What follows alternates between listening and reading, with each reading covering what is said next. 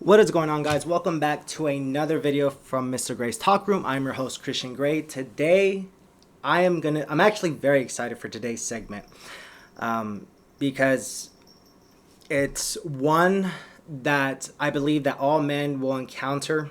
Unfortunately, the current dating scene is very difficult, but the reason why I like this one is because it's the whole reason why BDSM works.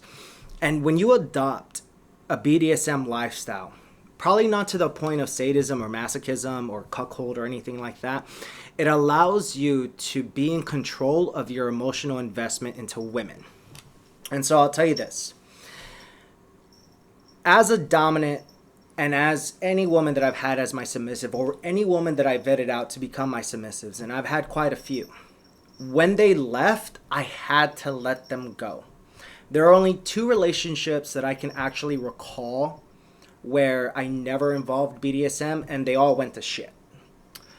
The ones that I did involve BDSM, there was a couple that I broke off, and then a couple that they broke off from me. But the ones that broke off from me, I realized from my mistake, I became too emotionally codependent as opposed to coexisting.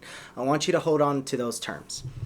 And so what I've learned is because it had been a minute since I've been in any kind of monogamous relationship.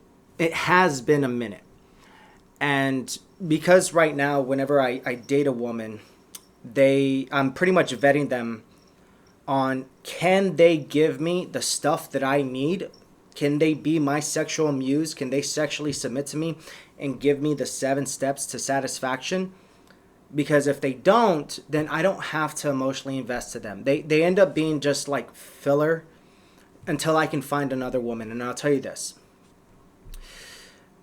We are going to be discussing not to be too emotionally invested into women. If you're in the dating scene right now, and you're listening to whatever dating guru that you like or whatever dating coach or consultant, they're absolutely right. You can't be emotionally invested too far too soon. Now, the reason why BDSM works is because I have to vet my submissive. I have to make sure that she hits all these green flags. And if she has any red flags, I either have to put that in check or let them go. Without compromise, right? You don't compromise your boundaries. You don't compromise your values. Because unfortunately, most men, they'll just fuck whoever they want, right? Like whatever, they'll fuck a 3 out of 10 just so they can get off because they haven't been laid in a long time. But when you put yourself in the position where I am looking for a specific type of woman, just like Christian Grey, he was looking for a woman who was pale, brunette, skinny, petite, that pretty much mirrored his crackhead mother. Unfortunately, that's what gets him off. But then, of course, everything changes with Anastasia Steele. But then he was also submissive to Mrs. Robinson. You need to understand that if women are hitting certain red flags, you got to either put it in check or let them go. So in today's segment, we're going to be talking about not to emotionally invest too early and why. But before we get into that, yes, I am wearing a subscribe to me on OnlyFans rash guard. This rash guard, I'm not sponsored in any way, but X Marshall did a really good job with this rash guard. I absolutely love it. I remember the first time that I went out, I do have the rash guard and the shorts, the jiu-jitsu shorts. I do jiu-jitsu, by the way. I had so much attention from women at the bar. I was with one of my best friends and his girlfriend, and I had women coming up to me when I was going to the bathroom. I was coming out of the bathroom, like, do you really have an OnlyFans? Like, and they were with their boyfriend or their husband or their companion or their friend, whatever the fuck it is. So it absolutely fucking works.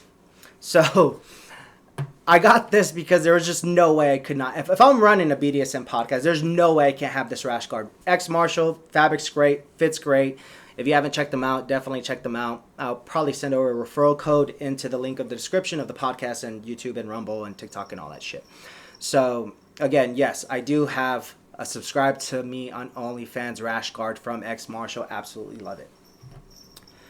So, moving on into today's segment, don't emotionally invest too early.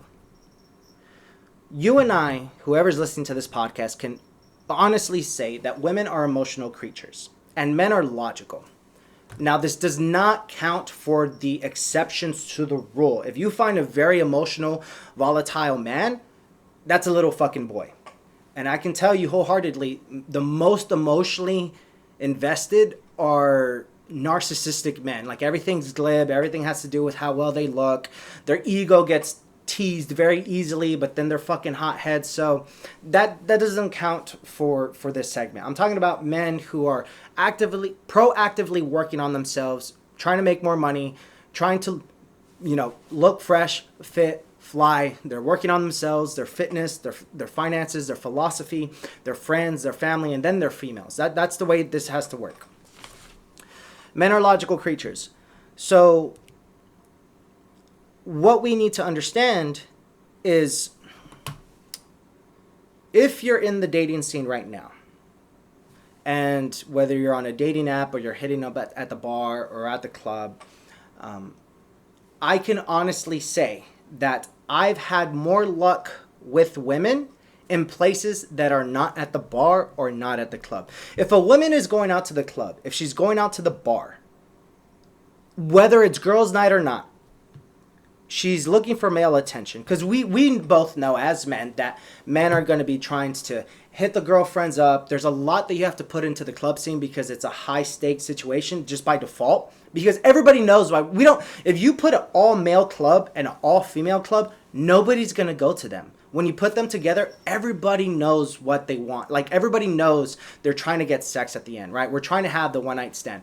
But I can I can genuinely say from the deepest, darkest part of my soul, that if your goal is to go to the club and have a one night stand, it becomes very vaporous, very boring, very quick. I personally am not a fan of one night stands. But if that's all that woman has to offer, I have to respect that she is community property. She's not somebody that I want in my life to be the mother of my children. That's the difference. So for me, I've had more luck meeting women at Target or at coffee shops. Why? Because it's a low stakes situation. It makes it seem as if you literally just met them out of the blue and you started a conversation out of the air.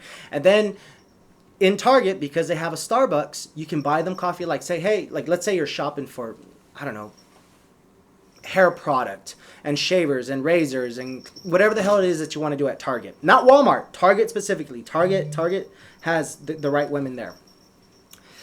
You could say, hey, you know what? I'm about to go get a coffee. Do you want to join me? And then we can continue our conversation. It allows day game. It allows a low stakes situation. We're like, what woman is not gonna turn down coffee? Most women are gonna be like, yeah, buy me a coffee, buy me a tea, whatever. That's a $6-7 investment into this female piggy bank of like, okay, let me see where I can take this. Because if she has coffee with you and you talk for 10, 15, 20 minutes, even 30 minutes max, just shopping around, whatever, that goes a long way, because in the next date, it acts like she already knows you.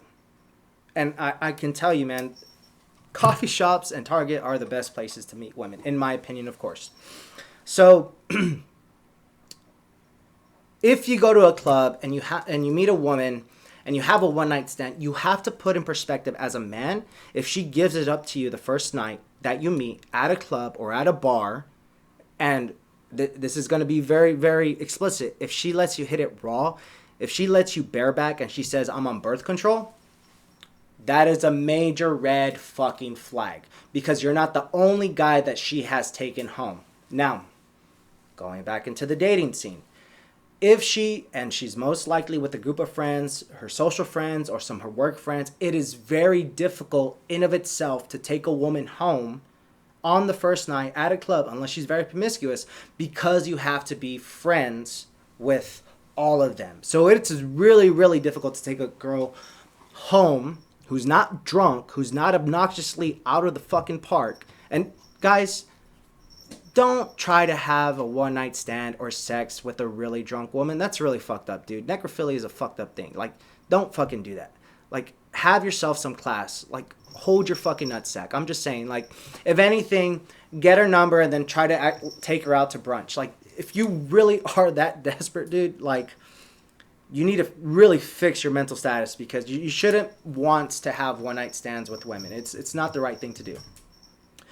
So how do we approach this? Well, we have to first address that me as a man, if I have sex with a woman, I am not a hoe. I am a homemaker. I am not being ran through. I'm the one running through. And I know it's fucked up. I know there are people going to be listening to this podcast saying you're fucking misogynistic or you're sexist, you're a bigot. I'm not telling you something that you guys don't already know. It's the double standard. I didn't create it. They created it. And I say they as in society.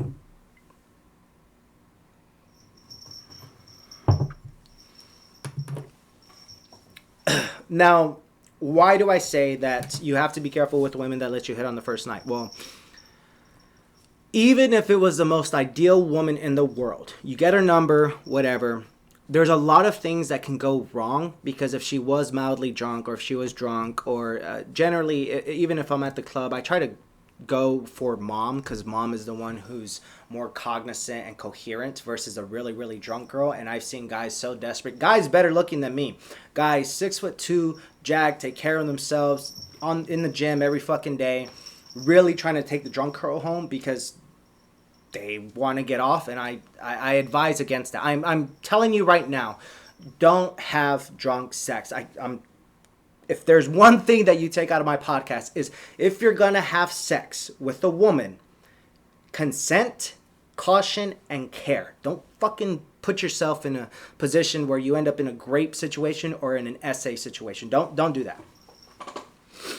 So, going back to the women themselves, we talked about how I'm not a hoe, they're a hoe.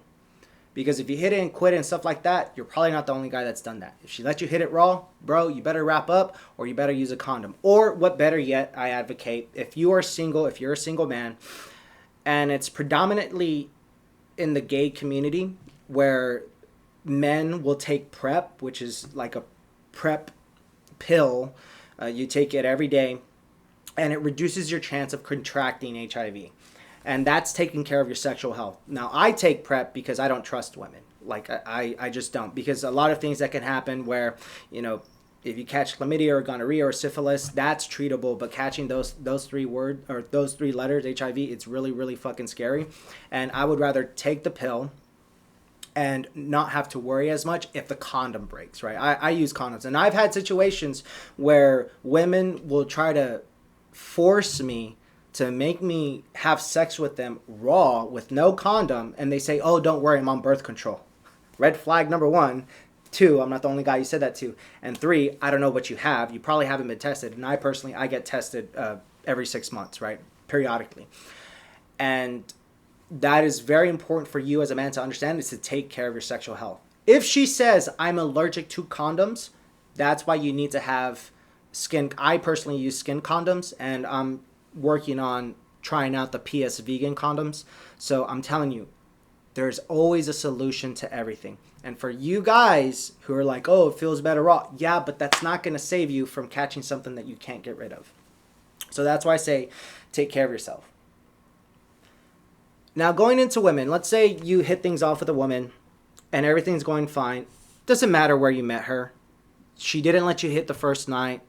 The second date, you kind of got very flirty. Things got very hot and steamy. You broke the first, second, third base, but you didn't hit a home run. You didn't take it home. But you know there's that sexual tension and that sexual attraction there. I've always said, don't try to force things on the first date. And also, if she lets you hit on the first date, if she's not infatuated, if she's not in love with you, you're not the only guy who's hit it. Second or third date, that's fine, whatever. At least that way you know how the sexual. If you have not had sex with a woman after the second or third date, they're probably going to friend zone you, and you got to call it quits. Because I'll tell you this, if you don't smash on the third date, at least not have them take you home or you take them home. Pull back your communication by like 70% and see if they'll text you. If a woman texts you back and you have not hit by the third date, she's really interested, and at that point, you can Netflix and chill. You can just call her up and say, hey, why don't we have dinner at my house? You know, do your business, get in, get out, get off. And that's because you're setting yourself boundaries for not being disappointed. I know people say, you know, I don't expect anything from everybody. At one point, if you have a partner, if you have a companion, you have to have some sort of expectation, boundaries, and values that they have to abide by. And the reason why is because majority of the time, whether you've been dating a woman, you've been in a solid relationship 3, 4, 5, however many years, and you're casually dating, most of the time it's the woman that breaks things off. Because women do not understand how difficult it is for a man to get sex alone. And I'll tell you this, for a man to get safe sex with the emotionally, mentally, spiritually sound woman, a woman that's not fucked up in the head, that is really, really fucking difficult. And we could all say we've been there and done that, where we've had sex with women that weren't emotionally sound, which is probably our one night stand, and they fucking tell you all the fucked up things, all the traumas and shit like that. I'm not telling you that you shouldn't date, you know, a traumatized woman. What I am telling you is that if you're going to be in that type of relationship, you as a man need to be a mountain that her emotional waves crash into, and you can comfort her. However, you cannot fix a broken person. So if you're dating a woman and has all this trauma, she's been in these fucked up relationships with boyfriends, fiancés, husbands, divorced, all this shit, you can only facilitate so much until you realize this woman has not moved on from her past relationships. She needs to invest into her mental and emotional health before she can come back to you. And that's only considering if she's going to do that, and only considering if you're willing to be with her during the process. Because I'll tell you what, I've been in relationships where women have had a lot of traumatic events, and I was the mountain their emotional waves crashed into. And I think it was like the 2 times out of women that I've been in very serious relationships with, the 2 times that I actually opened up to them, that 2 times that I actually was vulnerable, they lost all respect for me. They found somebody else. They said, fuck you, I found somebody else. Do not tell a woman your problems. You are her rock. If you're going to tell somebody your problems, you either call your boys or you get a therapist. That's the only solution. I don't even tell my family my emotional problems. Absolutely fucking not. I learned that the hard way, because then family is going to be all fucking gossip and chisme, and they're going to be telling me like, hey, do you know this person is all fucked up and shit like this. And I think it's very important that you understand. For those who have been following me on my YouTube channel for the past 3, 4, 5 years, I actually told my friends, I think it was like January 16th, 2020, something like that. I told all my best friends my bipolar diagnosis and all the fucked up shit that I went through, because I went through a neuropsychological exam. I told all my friends before I told my family, because I knew my friends were going to judge me. When I told my family, they were like, why the fuck didn't you tell me? I'm like, because I don't want you guys to make a big deal out of it. I want you to just understand, I'm going to get the mental health help I need. I'm going to go through a bunch of med changes. I'm going to try and keep my shit together. And since then, and it's 2023, so it's been about 3 years. Yeah, about 3 years. I've had no hospitalizations. I've never been institutionalized. I've never had any like suicidal attempts. Of course, with manic depression, I do have suicidal ideation, but that doesn't mean I have a plan and then I'm gonna do it. Like I've been able to get on the right medication, stay consistent with my medication, and find a good integration in my mental health help, not only with my career, my finances, but with my friends first and then my family second. So I need to make sure that everything is on. And truth be told, I am not very stressed. Like, of course, everybody has a certain amount of stress in their life, but I'm not stressed to the point where I'm like taking Xanax or I'm snorting cocaine or I'm smoking weed or anything like that. Like, the only thing that I really take is my ADHD medication, but that's because I actually have ADHD, and it does help me. Like, it does keep me focused. It allows me to do the shit that I need to do.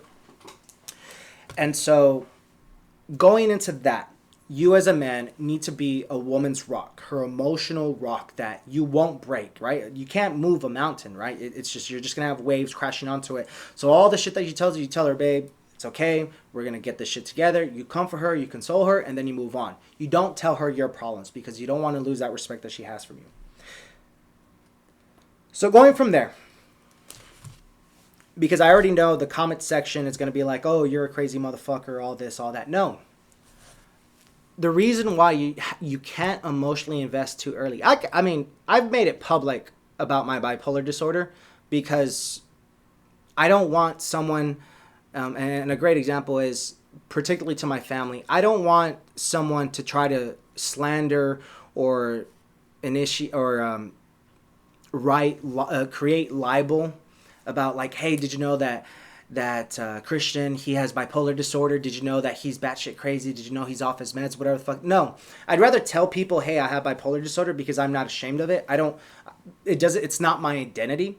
And truth be told, if you look at me, or if you know, you ever become friends with me, besides this podcast, you'd be like, that guy is probably more emotionally sound, that he's seen more other people. Like, I don't have panic attacks. I'm not anxious.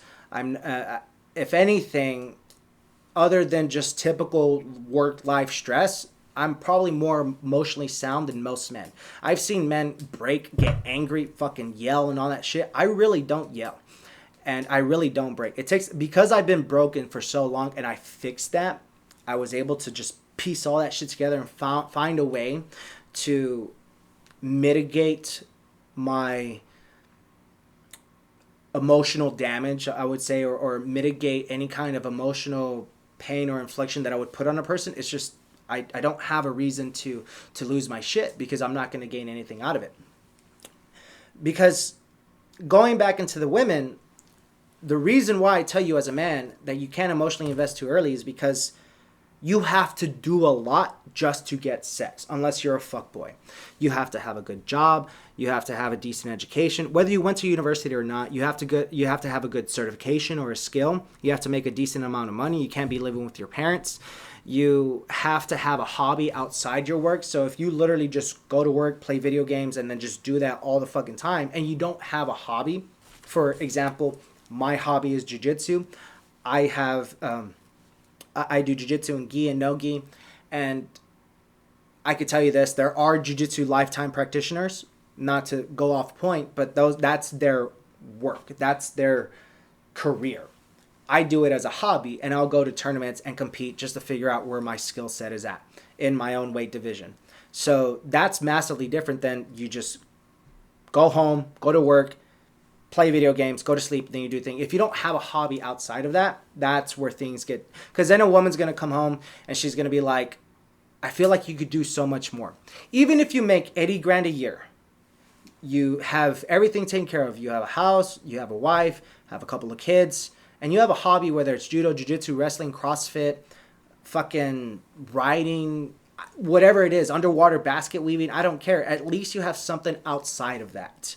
At least you have something that's your passion, and a passion that you could turn into a hobby or not. At least you have something outside of work and life and, you know, the relationship that you have with them. Everybody has to have that. Even if it's the gym and you compete in the gym to do powerlifting or CrossFit or bodybuilding, whatever, you just have to have something. So that in of itself, those things alone, your family, friends, finances, fitness, philosophy, all those things a man has to have before he can get sex with a woman. And that's only considering if he's not or is good with women, because with women, you do have to have some sort of game. It's very difficult for a man to get sex, and women don't realize that. A woman can literally go into a bar, she could be a 5 with no makeup on, hair tied, sweatpants, chilling, no makeup on, and ask 10 guys in the bar, do you want to have sex with me tonight? And I guarantee you 9 out of those 10 guys will say yes. Like that, it's massively different. I can't do that. I can't go into a bar. I have to have some sort of status. So, going on into there.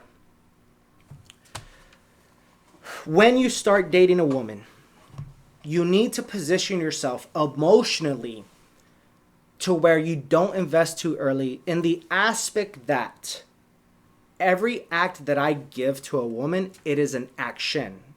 I'm not doing it because I love a woman. I'm not doing it because I'm in love with the woman. I'm doing in it because if you haven't read the 5 love language, there are 5 ways that I can make this woman, if I do these said actions, to fall in love with me or to love me or to want to be with me. More better yet, women who would desire to be with me. So whenever I give some sort of affection to a woman that I've been on 1 date or 5 dates or 10 dates, seen her for a couple of weeks to 6 months, every act that I'm doing, it's not because I love her or I'm in love with her. It's because not only am I vetting her out, I'm just showing affection to her, that she's not just a sex object. And I believe that's where it's the difference between having a fuck buddy, where you get in, you get out, you get off, and you can position yourself in the say where if she breaks things off, because majority of the time women break things off, you'd be like, okay, cool. You take care. And I will advise guys this, because I've been there and done that. Having 2-3 women on the back burner while you're with your main chick, and I know I'm going to get a lot of shade for this. I can be sexually exclusive to one woman because I choose to.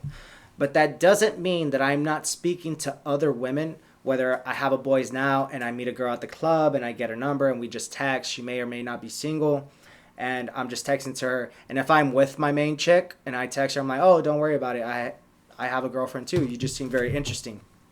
At that point, I've built some sort of bond where it's like, hey, I won't cross these boundaries per se, but if the opportunity opens up and I make this exception to the rule where, oh, I broke up with my girlfriend too, you broke up with your boyfriend, why don't we go to a bar and just shoot the shit? At that point, because I already built enough rapport, I can take advantage of that. I don't advise men to do this, but unfortunately we kind of have to, unless we're in a exclusive relationship, just as like being engaged or being married. That's the difference. But if you're dating somebody and you're single and you're taking care of your shit, simple economics. If you have a whole bunch of supply and a low demand, you're oversupplied. If you have a high demand and low supply and women want what they can't have, simple economics. Take advantage of it.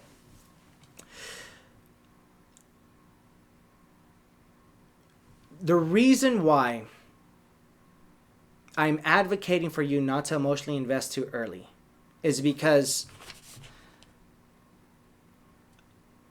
you can have sex with a woman, everything's fine, and then, a couple of dates afterwards, she just calls things off because she's not ready in a relationship. That's fine. But I've always said, after the first time you have sex and you pull back your communication and she texts first, that means the power is in your hand. And I know this sounds manipulative, but I'm not trying to make it seem that way. I'm trying to give the man here who's actually trying to develop a genuine relationship to have a submissive, a woman that submits to him sexually, that does not question with him, a woman that does not ghost him, a woman that is just wants to be with him, that desires to be with him, that will do anything that he says in theory, right? With exceptions to the rule, hard limits and soft limits. If a woman is not emotionally and mentally sound and she breaks things off because, she was just like, hey, I'm just kind of in a funk. I'm just going to hang with this guy, see where it goes. I had all these fucked up traumas. You try to kick things off, even because men can say, let's say on the 3rd date, 4th date, you finally smash, whatever. You pull things back. And as much as you want to, let's say she texts you, I miss you. Let's say she texts you, I can't wait to see you. Let's say she texts you, I've been thinking about you all day. Let's say she texts you, I hope you're having a good day at work. Can't wait to see you. The shit that would make men just tip over the fucking edge. As much, I don't do this because I'm not in love with the woman. I don't love the woman. I have love for the woman, right? I can show affection where it needs. When a man invests so emotionally early, and he hears those texts, and guys, you know exactly what I'm talking about when a woman says, can't wait to see you, hope you're having a good day at work, hey, looking forward to our date Sunday or brunch, whatever the fuck it is. He's head over heels. He's like, damn, I really love this woman because she's thinking about me. No, she should always be fucking thinking about you after you smash. Even before you smash, because you make her feel special. You make her feel like she's the only one in the world.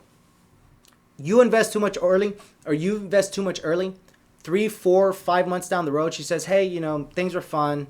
Not ready to, make things exclusive or whatever. So I wish you the best of luck and you take care. Now you're going to be like, what the fuck? This woman was checking all the check marks, and now you're in this fucking emotional state where you're like, damn. Like, I really thought this was the one. Well, that's why you could be sexually exclusive to a woman, but you have to be able to talk to multiple women at the same time, whether you're using dating apps or whether you're still going to your favorite coffee shop and casually talking to a woman, getting their number, just texting them a few things a day, trying to set up dates just in case like that. At least that way, she'd be like, oh, you move on? All right, to the next. Because I follow this, guys. If a woman breaks things off with me, I'm literally going to tell them, okay, I wish you the best of luck. I will not talk. I will not text. I will not call. I will not email. I will not Facebook, Instagram stalk, anything like that. I don't have time to do that. It's a full-time job. Stalkers are just fucking... They have so much free time that they could actually invest into their fitness and their finances and their philosophy and their friends. And I'm just like, how the fuck do you... Like, what are you doing? Like, go do something. Like... You have too much free time. If a man's a stalker, you just have way too much free time on your hands. Like, go do something. Go get your finances and philosophy and your fitness in check. I guarantee you that will at least make up like 8 to 16 hours of your time. So moving on. And I know it's going to sound bad the way I say it, because you have to have all these things in order before a woman to be even attracted to you. And then... after you smash, it's kind of like after you get a job. You have to prove why you should keep the job. Fucking same analogy. After you get the job, after you smash, you have to prove why you should keep the job. And most of the time, because we're in a right to work state, Texas, they can fire you for any reason or no reason at all. That's the same fucking way that women work in relationships. They can fire you for no reason or any reason at all. They can call it off and you'll be like, what the fuck? Like, I just got this job. I had to go through so many fucking interviews. I've been hired, fired, terminated. Referrals don't want to fucking give me the job, or references are not fucking answering. So you can't prove like I am what I actually am. That's the same way that women fucking work. And the reason why there's a difference between men and women is because how I can tell a man that he's a fat slob living on his parents' couch or in his parents' house. He doesn't have a fucking good career or education, no finances coming in early. He's a fuckboy, so he's probably bringing girls in left and right, but it's girls that are probably either not attractive or they're just fucked up in the head, or they just don't know any better, and they're getting stuck with these fuckboys. They get knocked up, so they're like 20 years old, and he can't even support the kid because he's still living with his parents' house. Like, you don't want to do that. Like, don't put yourself in those positions. Because if I tell a man that he's a fat slob living on his parents' couch, he's going to find it as motivation, because men can do that to men. I can tell a man he's doing X, Y, Z wrong, and he will take that as motivation. I can't do that to a woman. And when I tell a woman, I'm like, you know what? I feel like you could do so much better than what you're doing now. Not really that it matters, right? Like, how much a woman makes. I've been with women who've made more money than me. I've been with women who made less money than me.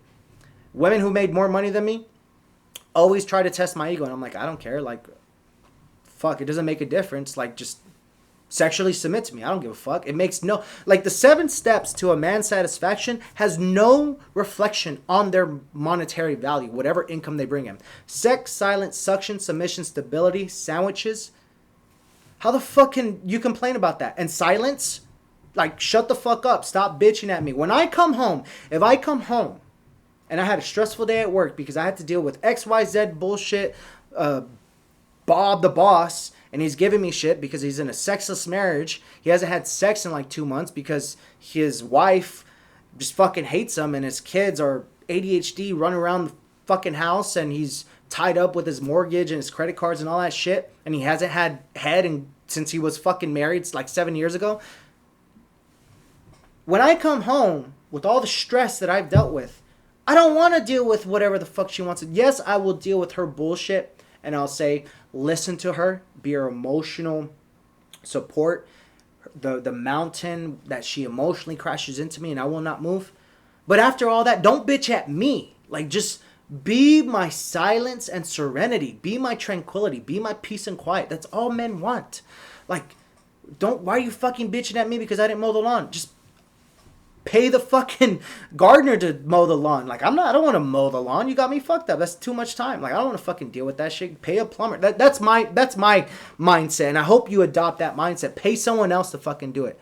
Like, oh, fucking electricity out. Hire an electrician. Like, why the fuck am I going to stress about that? I'm not an electrician. I'm not a plumber. I'm not a gardener. Fuck, I want to do that. So, it's in those aspects that, as I said before, we have to have all these things said right. I can't say that to a woman because she's going to be all emotional. And I'll tell you this. I had a woman who came across my podcast, and she told me that if I ever spoke to her the way I speak about women, quote unquote, she would hurt me. Now, I'm not saying that like she would actually hurt me, but she would, quote unquote, hurt me. That is a lot of emotional investment for a woman that I had just met, just to do at the, like, I'm just thinking, like, if a woman is, like, she could have ghosted me, she could have walked away, but what I'm saying isn't true. It's not true. What I'm saying is true. But why she was offended was because it was not what I said, but how I said it. But the way I speak to you, to this podcast, I'm not speaking to women. I am speaking to men. The way I could speak to a man, that's exactly the way you need to hear it. If I was just comforting, like the nurturing, feminine side, you'd be like, this motherfucker's he's a pussy. No, you wouldn't fucking listen to me. But again, I told her very explicitly, look, my podcast is not geared to women. It's geared to men. Now, if I tell you this, I'm not going to, disrespect you in any way. I'm a gentleman by all means. I know you'd be like, oh, that's very hypocritical. No, there's a difference between being a gentleman and being disrespectful. You can be an asshole, but you can't be a dickhead. You have to have a right integration, not a balance. You have a right integration of being a nice guy and an asshole. Because, and I think you're gonna really vibe with what I say right now. If I'm too nice, I'm a pushover. If I'm too mean, immediately turned off. With that integration, it's gonna allow you to keep your emotional shit in check, but keep your logical and rational thinking on point. And going back to why you shouldn't emotionally invest too early is because at the end of the day, and I know I'm going to take this quote paraphrased from Matthew Hussey. He's a relationship coach specifically for women. And he says, you shouldn't worry about if a woman is going to cheat on you. Maybe you can't trust her, but you have too many things to worry about. If she does cheat on you, or if she does break your trust, you just have to let it be as it may. If I keep on stressing if a woman is going to cheat on me, or she's going to lie to me, when I could be doing other things, working on my fitness, my finances, my philosophy, that's energy taken away. I just have to trust that me as a man, that I can handle it if she breaks my trust. It's the same way, and I know it's going to sound fucked up the way I say it. Relationships are like Germ-X. Women are like Germ-X. It's 99.9% guaranteed that it will work, but there's that 0.01% chance that it will not, and you have to respect that 0.01%. I don't know what else to tell you. And that is the consensus of what I'm saying, where when you start dating a woman, you have to check all the red flags. Yeah, she can give you sex. That's fine. Women say, oh, all men want is sex. Yes, absolutely fucking right. All men want is sex. But there's other things that I want. One, not only do I want sex, I want you to suck me off, right? I want you to submit to me sexually. Let me explore your sensuality. I want silence. when I come home from a stressful day at work. I don't want you bitching at me, because then I'm just going to pull back to a point that you're not going to like me, because I'm giving you just enough to be in the moment, but not enough beyond that.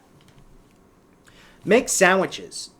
Shit, if I come home from a stressful day at work and there's no food on the table, make me a sandwich. Make me a protein shake. Make me a coffee. If you know I had a fucked up night because I couldn't sleep because I was stressed, and I wake up in the morning and you make me coffee and a protein shake, that's all I fucking need. You can even make me an egg sandwich. Scramble it. I don't care. Like, you don't have to be a fucking chef. But make me something, right? If a woman were telling me, like, hey, if I come home with the boys from a boys' night out, and let's say I'm rooming with like 3-4 guys, right? I come home to the apartment. My woman's at home, because that's exactly what she should be, at fucking home. She shouldn't be out of the clubs. I shouldn't worry about, because we already know if a woman's out of the clubs, I have to worry when she's out and about. A man's probably going to hit her up, buy her drinks, try to slap her ass, try to dance with her. Hell, shit happens. That shit has even happened to my sister. And my sister's gay. She doesn't even like men. So if that happens to my gay sister, you don't think that's going to happen to my straight woman? Like, I know what happens at the club. Unfortunately, there are bad men out there. Unfortunately, there are men who will push the boundaries. And that's really fucked up. And that's not what this podcast is for. Everything that I say is with consent, caution, and care. So don't say I'm some fucking sadist. What I'm saying is, you have to be able to respect a woman's boundaries. But at the end of the time, I don't want my woman out at a fucking club. She could be at a wine bar that's low intensity, nice ambiance, with her girlfriends. They're going to have a couple of glasses of wine. She comes home, fine, whatever. By 9 o'clock. Anything beyond 10 o'clock is trouble, even for guys. Because then you have drunk guys trying to fight other drunk guys. Like, I know what happens at the club. I've been there. I've been in those situations. I've been in situations where people try to fight me, my friend, and my friend's girlfriend. And I'm like, I have to take care of my girlfriend. Or not my girlfriend. I have to take care of my friend's girlfriend so shit doesn't happen. That's more my concern than my best friend. As opposed to if it's me and my best friend, him and I know it's like, all right, we're either going to jail or we're getting out of here. But at the end of the day, we can worry about each other. We don't have to worry about the girls. That's exactly why. Because as you're dating a woman, you're vetting her for fucking daddy issues. Maybe she has baby daddy problems. Maybe she has mental health issues. Maybe she's on drugs. Maybe she's trying to come off drugs. Maybe she has kids, but she's very promiscuous, so she's literally at the club. I've met women who are at the fucking club, 25 years old, with 3 fucking kids. That means, I'm like, you literally turned 21 4 years ago and you have 3 fucking kids? How many baby daddies do you have? What the fuck are you doing out at the club dressed in a fucking slutty ass cocktail dress? Like, go the fuck home. Go take care of your kids. The fuck you doing out here? Maybe she has shitty family values, so she doesn't have a really good relationship with her dad or her mom. Whatever the fuck, whatever trauma that she's had. Like, you have to vet these women, vet your women to the point where you can't fix broken people. They have to fix themselves. And I've seen relationships where people are broken. And I've been in my relationships where it's like they tell me all this trauma and I tried so hard to fix the person as opposed to the relationship that I just kept on pushing back my boundaries. And you know what? It's exactly why I do this shit now. It's exactly why I have a dominant submissive relationship. Is because everything is logical. Everything is consent. Everything is caution. Everything is care. Because at the end of the day, and I think this is an important thing where you need to understand, dominance and submission, it's all about boundaries. And you have to respect the boundaries. I, as a dominant, have to respect my submissive's hard and soft limits. Because at the end of the day, everything that I do, it's all about her well-being. I don't care. People can call me overprotective or they can call me, paranoid. No, because I have to worry about the well-being of my submissive. You choose to submit to me, I have to worry about your well-being. I need to make sure you're okay. Because then I'm going to feel less of a man. And every solid gentleman, every solid man, every solid executive that you ever meet, a man that actually cares about his woman is going to be pissed if anything ever happens to her and he's not there. That's exactly why she shouldn't be at the fucking club. She should be at home. This is not to say she can't go out to a wine bar with her girls before 9 o'clock and then head straight home. But there's a lot of shit that happens, and there are very bad men out there. And there are bad women out there. And I'm saying this because you don't want to push back your boundaries to the point of she just loses respect all for you. And going into that, in the initial stages when you're dating a woman, I don't know if you've read about the 5 love languages, but the 5 love languages are gifts, words of affirmation, physical touch, acts of service, quality time. So when I vet my women, I need to figure out what are the kinks, what are the nuances, what are those things that she really desires, right? I may get a gift, probably something less than $10, but something that I know she's going to use, something that I know that is pertaining to her. Could be something small. Because if she glows up after I give her that gift, she's like, oh, that's very thoughtful. I've never thought about that. I know I can hit those points that it's going to make her want to love me or fall in love with me more. And bear in mind, all the stuff that I do now, pulling out the chair, opening the car door, walking her to the door, all that stuff, if we're in separate cars, just texting her, hey, did you get home okay? Acting like I care. All those actions, those 5 love languages, I'm investing into her emotional and security piggy bank that I genuinely care about you. Does that mean I love you or am I in love with you? No. I'm not being your partner per se. I'm being your companion. And I know it's going to really sound fucked up too. This is a very controversial segment, but it's absolutely fucking true. I'm acting as a companion, the same way a male escort would. And this is something that I've learned from OnlyFans thoughts who are escorts, who have, sugar daddies or their sugar mamas, sugar babies, all that shit. This is something that I've taken, how to act like I care. Not like it's a mask. I do care. But how to show some sort of affection where I can still have a wall. I can still have a boundary of I'm showing that I care for you. Doesn't mean I love you. Doesn't mean that I'm in love with you. It takes a long time for me to love a woman. I say it takes probably about anywhere from a year up for me to be able to say I have love for a woman, to say I love her. And I've learned in my past relationships, if I love too early and they break things off, I'm emotional wreck. And I say this because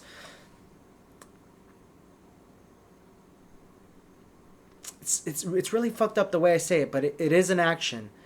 It's heartbreak. Men take heartbreaks much harder than women. We've all been there. However, there is a massive difference, and I've only done it with one woman and one woman only. That after she broke my heart, I tried so hard to get back to her. It still ended up going into shit. And if she's listened to this, she knows exactly who I'm talking about. However, after that, it's exactly why the reason, and I believe it's just like any addiction. When you love a woman, it's like heroin. It's like dopamine. It's serotonin. It's just constantly there. They make you feel good. In the worst fucking places. You could be living under a bridge after losing all your fucking money, lose your job, all that shit. You're living under a bridge, but they're still with you. And then you cut that heroin addiction off. And it's just the worst fucking feeling in your gut, in your stomach, in your mind. And it puts you to the point where you're like, you know what, I just want to give up. No, shut the fuck up. You can find somebody else. The reason why after a woman breaks things off with me or I break things off with them and I do not text, I do not call, I do not Facebook message, I don't check up on them, I don't care. Because I'm not friends with any of my exes. And any of my exes who listen to this, I doubt it. They know that I will not call, text, no happy birthday, no fucking Merry Christmas, no nothing, because I'm done with them. My exes are an example of people who have exited my life. Why do I want to return? It's like the fucking airport. You can't return once you leave the exit door.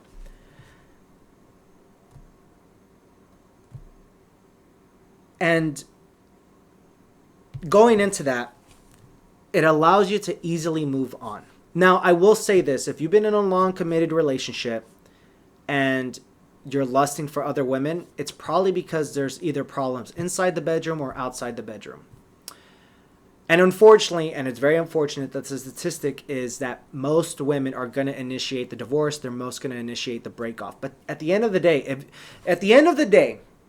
if you look good, meaning you have abs or you take very good, well care of yourself, you don't have any major medical health issues like diabetes or anything like that. If you take well care of yourself, you're a good looking dude, you take care of your facial hair, you get your hair cut, you look good, you smell good, you have a good philosophy on your shoulders. Even if a woman breaks off with you, and you have a good your finances and career are set, it's going to be much easier to find a woman. It's just going to be hard for you to let that woman go. And that's perfectly fine because you can save your relationship through BDSM. It's been done before. It's exactly why I'm doing this podcast. But for the guys who are trying to get into this world, you have to understand that at the end of the day, when you do adopt a dominant submissive relationship, you have to let your submissive go. You can't chase them. Even if you have kids or the house, you just got to let them go because you have to exercise your control and your authority as a dominant, that you still have your shit in check. And the reason why is because as a dominant, what you're doing to your submissive or your submissive woman, your partner, whatever you want to call her, she is taking away all accountability and responsibility in the bedroom and transferring over to you. And you trust that you're going to respect her hard limits and her soft limits, and you're not going to push them to a point that's going to break the entire relationship. You will respect that. Now, of course, once you do adopt a lifestyle and she tries to question your decisions, your leadership, your rational thinking, even though she's emotional as fuck, when she does try to question that, not only is she going to look like a hypocrite, then you can involve a role play of punishment if you want, if you desire, to keep her in check. And that's the difference. And that's the reason why it works, is because women need to trust a man's rational thinking and not question his leadership. When it goes back to submission, stability, and silence, it's part of the 7 steps. It's just going to make your life a whole lot easier. Why the fuck would you want to be in a toxic relationship anyway, right? It's all those little things that I'm advocating for you as a man to watch out for. And that's why you can't be so emotionally invested. And I'll say this, and I respect him. My coach stated at practice, openly with his wife next to us, because she practices jiu-jitsu as well. He openly stated, I will divorce her if she ever tries to hinder the goals that I want to accomplish. That is the biggest fucking respect. The minute he said that, I was like, that is fucking respect. And I believe every man should have that motto. If you are ever in a position, whether you've been married 1 year, 2 years, 10 years, if a woman ever hinders your goals that you wish to accomplish, you are coexisting, you are not codependent, you can leave her. And that's very hard because most men will not leave women. That just shows how much control you are in your emotional capacity that you can let her go. Yeah, it's going to hurt. Yeah, it's going to suck. But I would rather value all my boundaries and my core values and what I believe in and my philosophy than push that for some woman who's just going to fucking tarnish that. No, absolutely fucking not. Submission, stability, and silence. I'm just saying.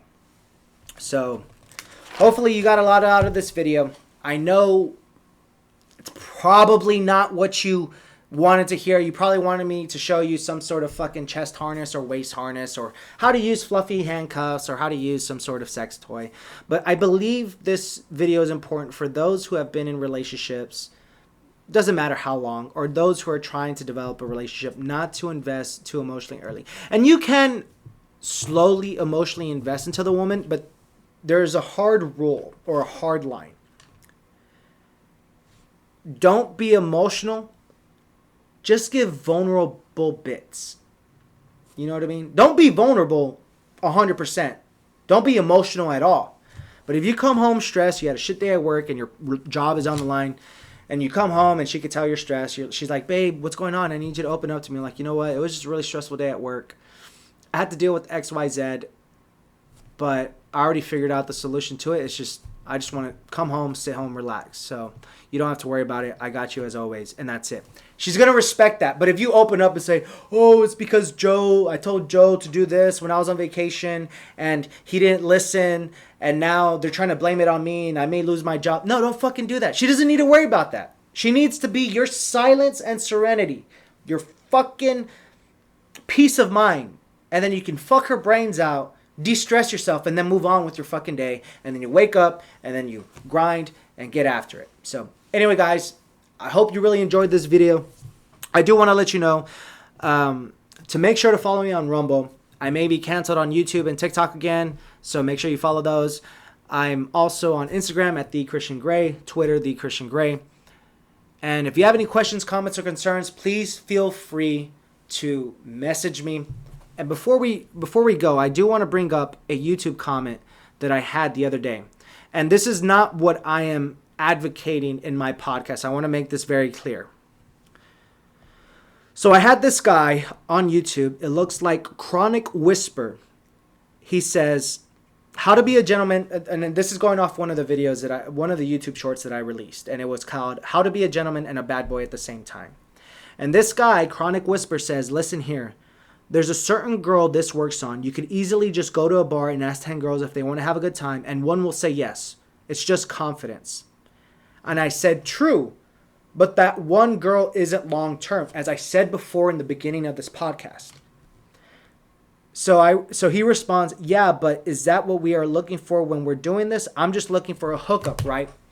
My podcast is not designed for hookups. My podcast is designed to help men get sexual exclusivity for a woman who wants to sensually submit themselves to you, be your sexual muse, to the point that you build a bond that nobody can break. Also to the point that you respect each other's boundaries. And it's going to transfer inside the bedroom and outside the bedroom. And this is what he says. He says, hookups are much harder, not impossible, to adopt the alternative lifestyle. This is what I'm telling him. Because you haven't built enough trust with them. Now, if you get a woman who is willing to explore their sensuality with you and you have her hooked, then you can choose to be polyamorous. You can choose to be polyamorous in the BDSM lifestyle. But I'm not a cuckold. Nor I'm not the person who wishes to cuckold any woman. It's fucking weird to me. So when I tell you this, it's because I have guys like these who want to do BDSM shit with a one-night stand. That's literally putting yourself in a position for grape or SA. Especially if she's drunk at a bar. It's the worst fucking outcome ever. That's not what I'm doing. All the women that you have need to be sound. Mentally, emotionally, spiritually, at least. In order for them to adopt this lifestyle with you. And if you have to date 10 different women, 2-3 fucking months, you have to do that. But you do not want to put yourself in a position where you're exploited because she says, oh, he tied me up and I didn't know how to say no. And, it's really fucked up. That's not what I'm doing in this podcast. So anyway, guys, make sure you follow me in all those fucking social media channels. On my Amazon Associate stuff, all the stuff that I have, camera, ring light, if you're anything that you wish to buy, Beardscape, Manscaped, all that stuff, I do get a small commission. It has no reflection on you. If you haven't tried Blue Chew, which I do advise, we'll talk about it in the next video. We'll talk more about sex in of itself. Make sure you go ahead. All those referral codes, no cost to you, but you are supporting my channel, so thank you very much. I am not sponsored, and I don't want to be involved into the matrix where if I say something wrong, they take away my sponsorship and I lose money. No, everything that I give to you is all the stuff that I use. So if you do buy from it, I do appreciate that. Until next time, guys, stay tuned. Take care. Sexercise with caution and sexercise with care. See ya.